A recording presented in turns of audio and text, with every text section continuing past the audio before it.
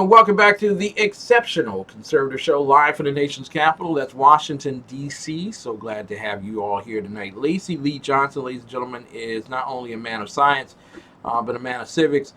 He is running against Ilhan Omar in Minnesota. And what you normally don't hear about are the great strategic Republicans that are coming forward to take on individuals of the squad.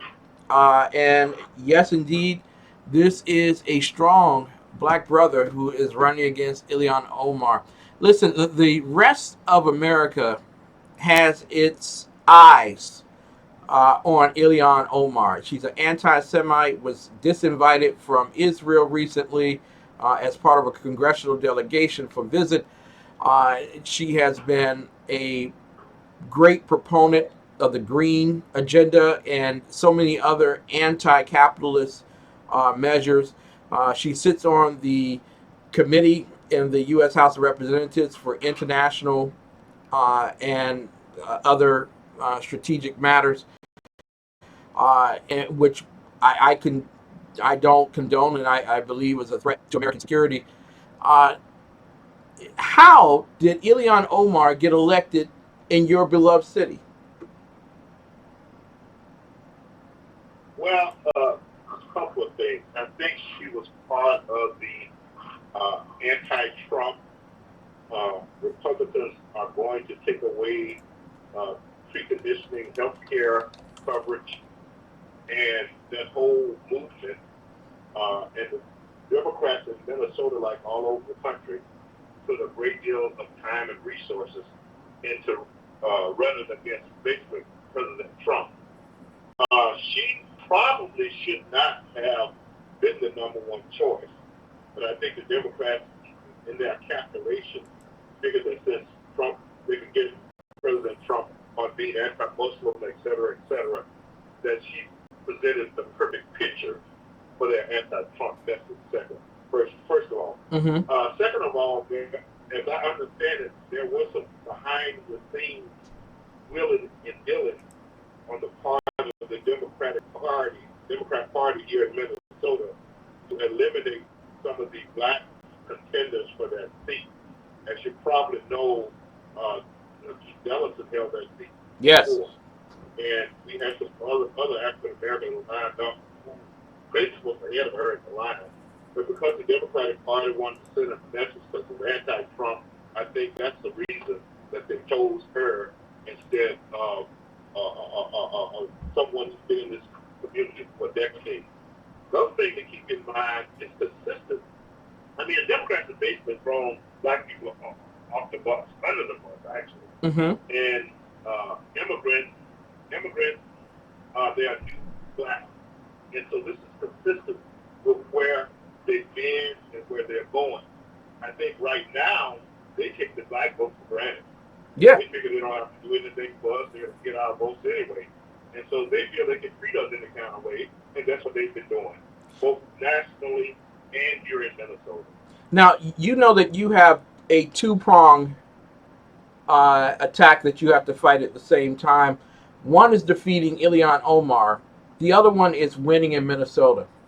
Now, Minnesota is, especially Minneapolis, is not known as red country, mega country. Are you anti-Trump? Are you pro-Trump? Are you neutral Trump? And how does that weigh in terms of your decision-making to win in Minnesota? Well, I'm pro-Trump, and I ran for state election last year, Mm-hmm. and I was not as strongly pro-Trump, just as trying to bring people together, and you have to meet them where they're at before you bring them there. But once again, God put it on my heart that you have to just speak the truth. And when I look at and keep it in mind, too, I'm an engineer. I look at data, facts, things like that. I'm not a feel-good type of person. So Yeah. when I look at President Trump's record and his results, which I knew was going to happen anyway, because he's a businessman. Yeah. And I'm used to working around people like him, and I was looking for someone to get things done. And so as a businessman, gets things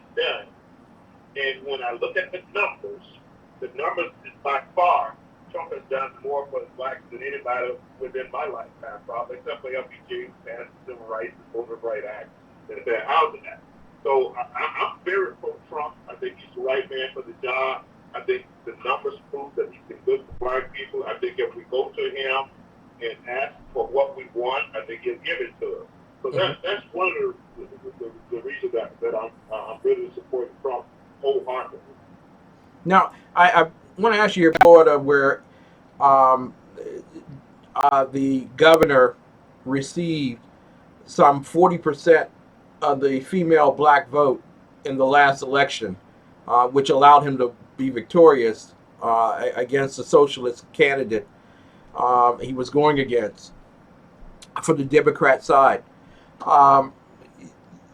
Is there a move in Minneapolis? Is there a push by African Americans, Negro, colored, blacks, whichever term, or people of color, whatever term we go with this week? Is there a push for individuals like you to win in Minneapolis? Is there a desire to make a change, a significant change? And if so, why so? Well, I'll start with the why first. Once again, I mentioned that 40% of the people in my district, and I live in a district what they call the hood of Minneapolis, 40% have been below poverty level all this time. They see the suffering, they see the violence, they see the gun violence, they see the murders, they see the drug addiction, they see the sexual assault, they see the homelessness. So people trust their eyes more than they trust what politicians say. So as a result of that, they are ready for a change. I mean, most of my friends, and regardless of color or whatever, you say what we're doing currently has not worked. They all agree with that. A vast majority of them agree that party does not matter. And so I'm one of those beat-to-the-head candidates who's trying to slowly turn this ship around and point us in a different direction. And as my pastor put it, I'm the sacrificial lamb, but I do have quite a bit of credibility within the neighborhood. I've been to here in the streets. I work with the schools. I work with the gang members. I work in the churches. I work in the trenches. I've helped start businesses and things like that. So, and people know me personally. Yeah. And I have a lot of people willing to listen to what I have to say in my ideas. So hopefully, understanding that in a lot of cases, we're dealing with a lot of emotion, a lot of pain, and I have to take that into consideration. But I've been very, very encouraged by all the different people who come up to me and say, I've been going to either thought about it or I'm going to support your candidacy because I know you can. Exactly.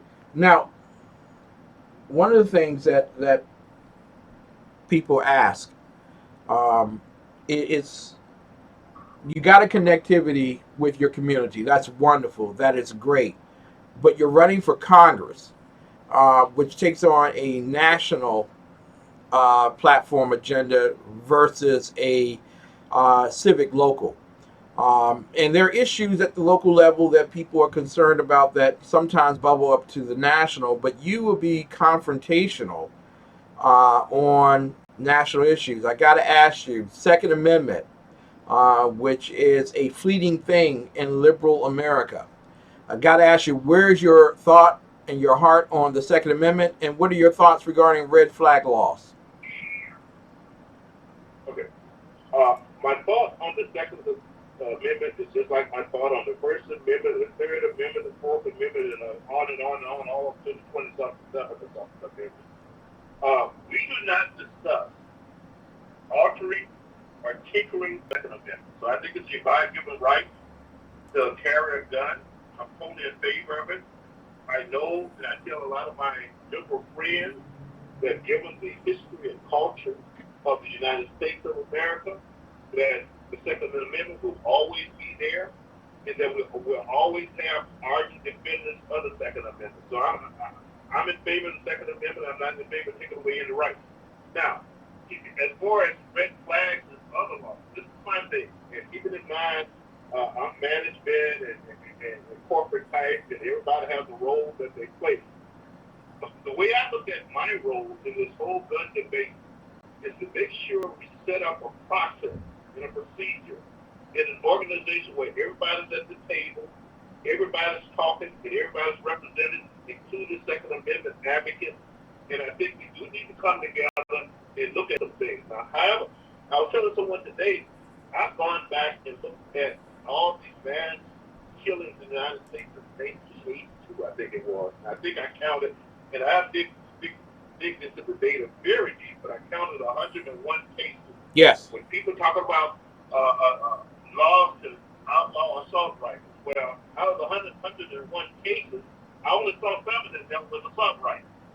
And so I understand if I'm a member of the NRA, then our Second Amendment fighters, when they start, first thing they talk about is changing gun laws. When I look at it, the changes that they are talking about changing gun laws would not impact that hardly anything at all. So I think we need to focus on a lot of other different things before we get to guns. If the gun advocates are willing to negotiate, I'm saying you just sit down the expert, you tell me. So that's one thing. The other thing is that whenever I see issues like mass killing, and it's become typical of America, typical of liberal Democrats in particular, they're always looking for someone else in a group with a social life type of setting to solve these issues. Like the issues down in the high school in Florida. They are protesting wanting to change gun laws, when really, if you think about it, a lot of those cases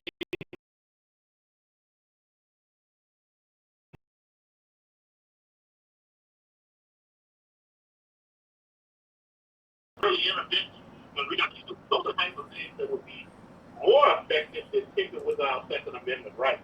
But once again, people are always looking for someone else to solve a problem rather than what they can do. And I have to stress, especially liberal Democrats, they're always looking outward and want a whole bunch of folks to come together. And very seldom, if ever, do they look at individual responsibility, individual accountability. And that's one of the things I want to bring back into the political dialogue. There you go. And also, going along the rights, per se, you mentioned healthcare earlier, that there was a fear that Donald Trump would take away certain created rights.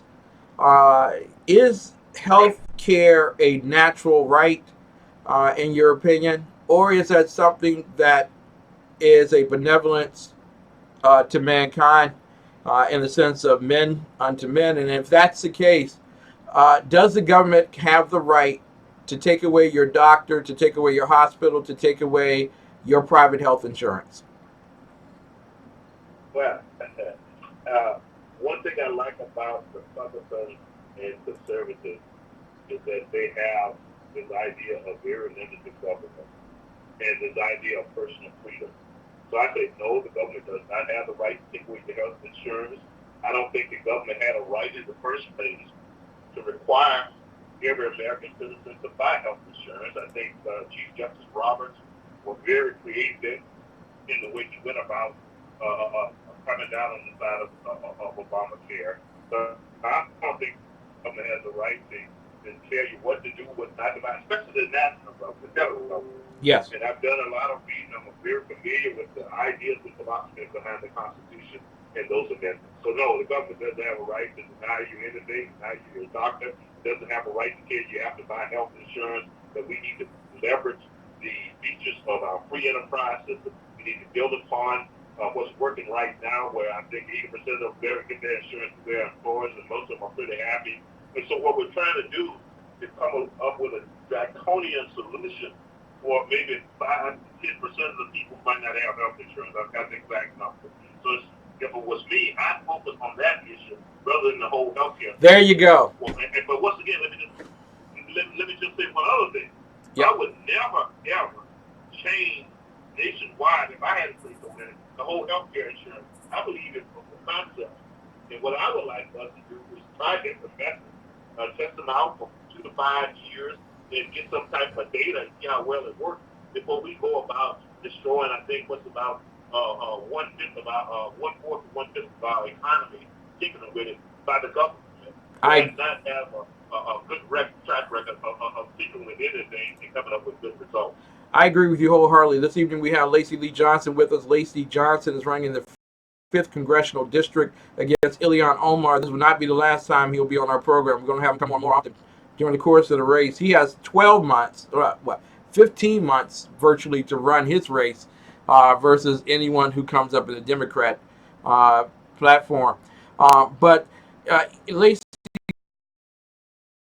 gotta ask you, the last, or actually the first Democrat debate for presidential candidates, they were asked if they would work to make certain that there was free health care, free education, and other social services, including welfare, to be given to individuals who illegally cross the border. Every candidate raised their hand and said yes. Your thoughts on the border, and as well, are citizens of the world entitled to benefits from the United States of America because they illegally cross the border? Well, the short answer is heck no. They're not entitled to benefits. And I could talk for a long time on that.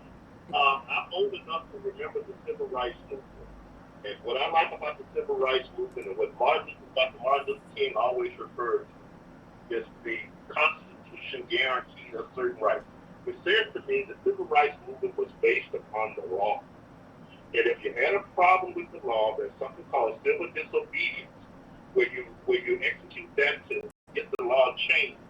Now, the interesting thing about immigration law, and this is what I point out to everybody, I have never heard anyone say that our immigration laws are unfair or unjust. I never heard anybody say that.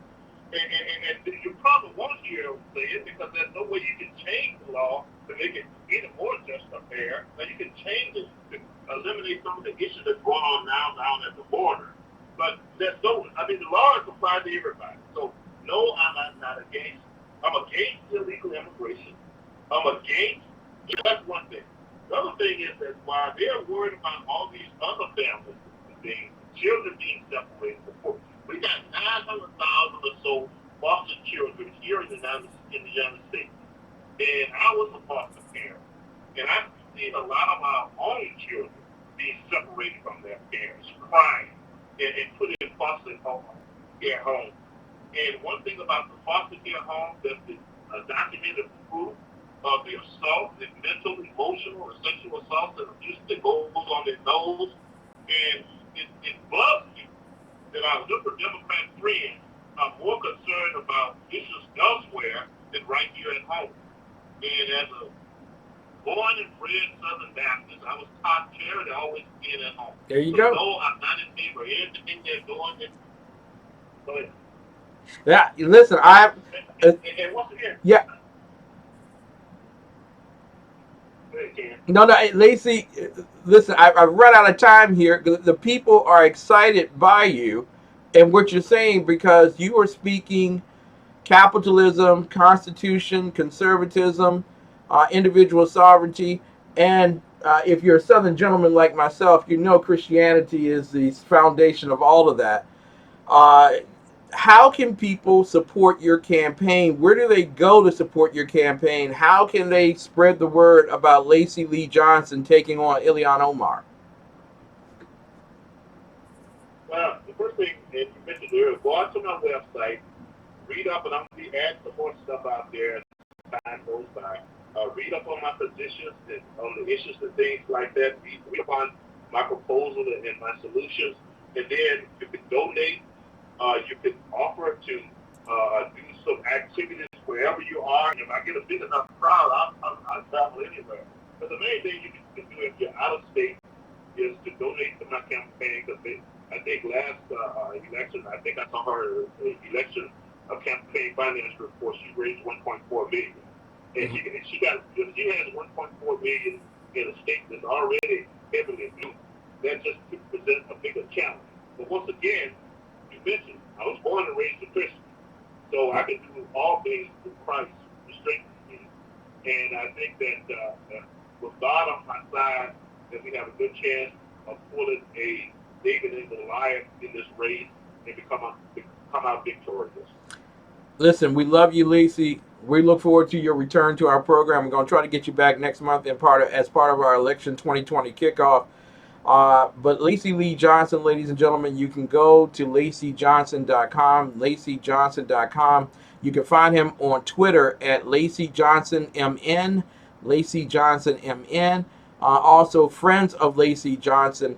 And like he stated, listen, every race that a black conservative is a part of is a national race, whether it's for Congress or dog catcher. And you can't win it just on prayer and bended knee. When you get up, make an offering. Ladies and gentlemen, Lacy Lee Johnson, so great and so glad to have you here with us tonight. Great and glad to be here, Ken, and look forward to talking to you and your audience in the future. Thank you so much. Lacy Lee Johnson, ladies and gentlemen, we will have him back in just a few weeks. I'm telling you, because we need now, part of the election campaign, to focus on these individuals who are courageous enough to come forward. We'll be back with more of the best in urban conservative talk right after these messages. Aloha and welcome to Hawaii Now. Lion Coffee is a brand many grew up with here in the islands, and today we are getting an inside look at where and how this delicious tasting coffee is made.